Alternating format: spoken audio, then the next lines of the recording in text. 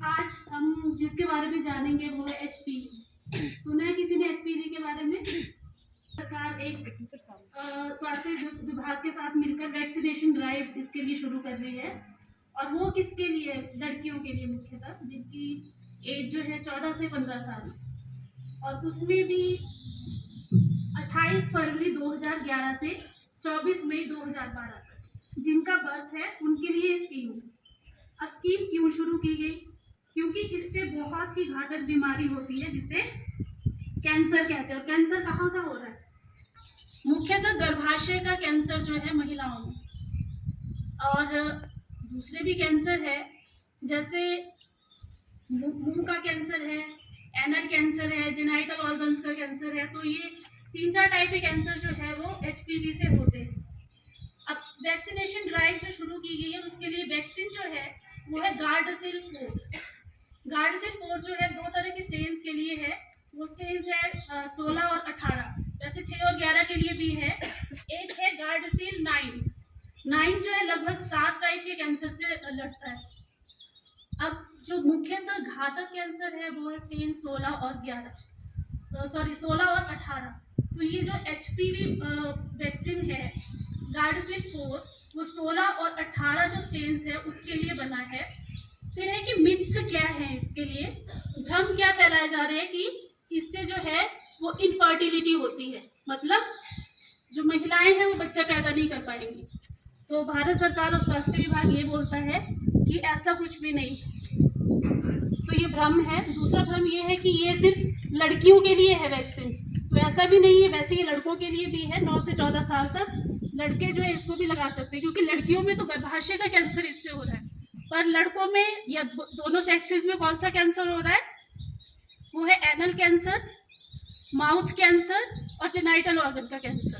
तो ये दोनों सेक्सेस में कॉमन है, तो ये दोनों सेक्सेस को लगाना भी जरूरी है।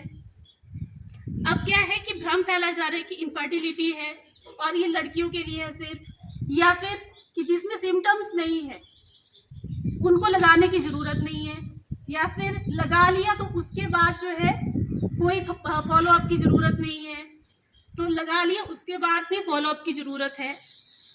और ये लगाना जरूरी क्यों है? ताकि आप आगे बच सके इस बीमारी से। क्लियर इतनी बात?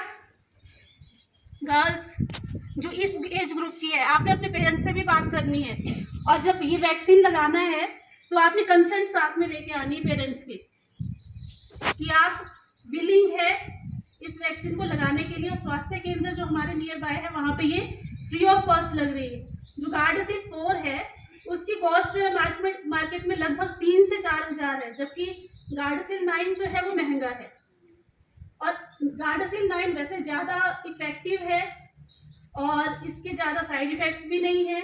गार्डासिल 4 मेनली 2 स्ट्रेन्स के लिए है, 16 और 18 जो स्ट्रेन है उसके लिए, और ज़्यादा घातक 16 और 18 ही है। जो स्ट्रेन्स 6 और 11 है उनमें वार्ड्स होते हैं जो हमारे जेनाइटल ऑर्गन्स है वहाँ पर, तो ये आपने लगवानी है।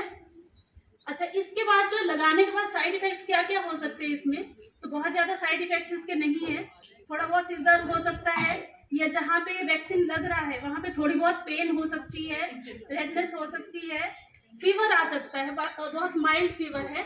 और बहुत ही कम केसेस में ऐसा हो सकता है कि आपको चक्कर आ जाए। तो जो मेडिकल टीम है आपको अपने अंदर सुपरविजन में रखेगी लगभग 15 मिनट के लिए।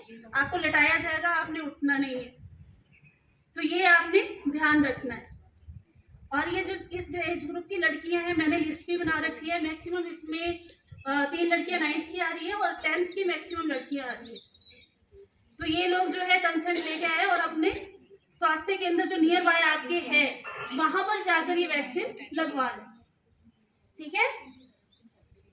लड़कियां इस एज ग्रुप में जो कॉल कर रही है सुन रही हैं? Yes no? तो आपने घर में जाके बात करनी है आज, और पेरेंट्स को भी इन सारी बातों से अवेयर करवाना है। ठीक है? Thank you very much.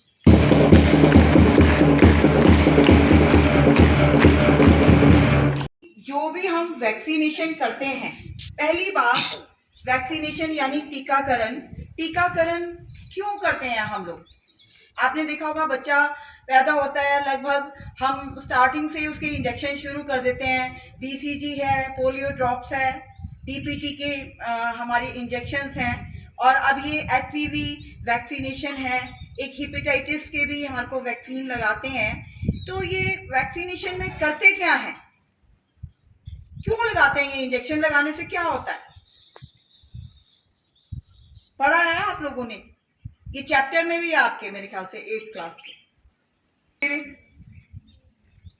रास्ते में कहीं देखे होंगे सपेरे सांप लेके जाते हैं, तो आपने सुना होगा कि उनको सांप के काटने के, उनके सांप के जहर का उनके शरीर पर कोई असर नहीं होता। या जो कोई मधुमक्खियां पालते हैं, उनके शरीर पर मधुमक्खी के जहर का कोई असर नहीं होता। क्यों नहीं होता? क्योंकि उनके शरीर में पहले से ही वो जहर किसी कारणवश प्रवेश कर चुका है, और वो शरीर में इतना डिवाइड हो चुका है कि अब बाहर से दोबारा से अगर कोई जहर उनके ऊपर अटैक करता है तो उसका कोई असर उनके शरीर पर नहीं होता। और यही टीकाकरण क्रिया है। टीकाकरण में क्या करते हैं, वो कंसर्न बीमारी के वायरस आपके शरीर में प्रवेश कराते हैं, और वो वायरसेस, जैसे मान लो पोलियो वायरस है, वो आपके शरीर में गुणित होता रहता है। और जब, ठीक है, आपका एग्जांपल दूं, मान लो एक बच्चा है, एक बच्चे को हम एक थप्पड़ मारते हैं तो वो रोता है ना, फिर 5 थप्पड़ मारते हैं, थोड़ा कम रोता है, और फिर जब हम उसको मारते ही रहते हैं तो इतना ढीठ हो जाता है कि अब उसको मारने का कोई असर नहीं हो रहा। तो यही हमारी वैक्सीन के साथ हो रहा है। पर ऐसा नहीं आप लोगों ने ढीठ होना है, आप लोगों ने तो एक डांट से ही सुनना है और अपना काम बहुत अच्छे से करना है। थैंक यू सुनना।